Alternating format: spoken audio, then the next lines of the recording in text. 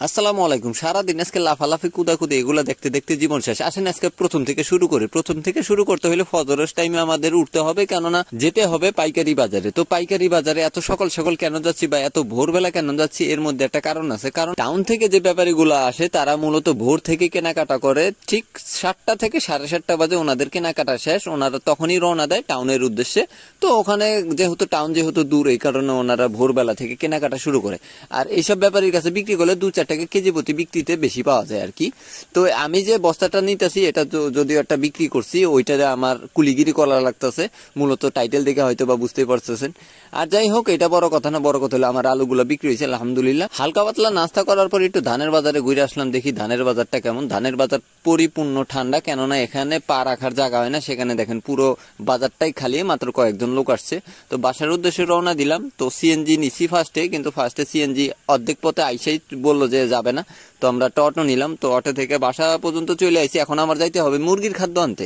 আজকে সারাদিন আমার একটু দৌড়ের উপরেই থাকতে হবে, বস্তা টানাটানি, ফিট টানাটানি, আবার এই মুরগির জন্য 2-3 বস্তা খাদ্য নিয়ে যাবো। আর ভাতিজাকে দেখতেছেন, ওকে আমার নিয়ত আছে, বা আমার বড় ভাইয়েরও নিয়ত আছে কৃষক বানানোর। যতটুকু পড়াশোনা করতে পারে আর কি, ততটুকু পড়িয়ে ইনশাল্লাহ কৃষক বানাবো। ভাই আমার অত চাকরি বাকরির দরকার নাই, বা আমাদের অত চাকরি বাকরির দরকার নাই।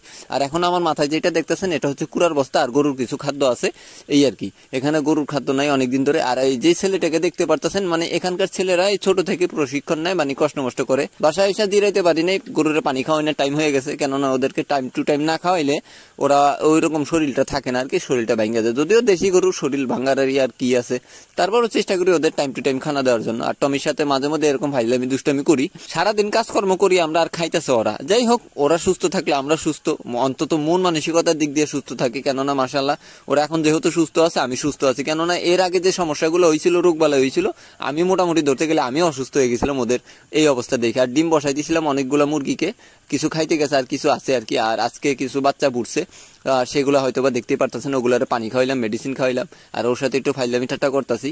তো এই আর কি আমার চলতেছে দিনকাল। ঘুম থেকে উঠে পোলাপানের খেলাধুলা দেখে আমি একটু বাজারের উদ্দেশ্যে রওনা দিছি, মানে দোকানের কিছু কেনাকাটা বাকি আছে। হালকা পাতলা পেটেও টান লাগছে, চিন্তা ভাবনা করলাম একটা প্যাটিস দিয়ে সেই টানটার একটু বুঝাই দেই। তো প্যাটিস মেটিস খাওয়া শেষে পানি পুনি মাইরা দিলাম, সামনে টিভি। চিন্তা করলাম টিভি যেহেতু ঝিরঝির করতেছে, আমিও বাসায় চলে যাই। আর যে আড্ডাখানা দেখতেছেন না, সন্ধ্যা হইলে এখানে কামলা বা কাজের লোক আর কি, কামলা বলা ঠিক হবে না, কারণ কামলা বললে অনেকে মাইন্ডে নেয়, কিন্তু আমি নিজের কামলা বললে আমি প্রাউড ফিল করি, আমি একজন কামলা। আর এই জায়গায় গরুর লগে লাগছে হলো কি, কুত্তার মারামারি। তো এই মারামারি থামামু না কি করবো এই চিন্তা করতেছি, কেননা ওদের এখন ছেড়ে দেওয়ার টাইম হয়েছে, ছেড়ে দেবো, সোজা বাসায় চলে যাইবো।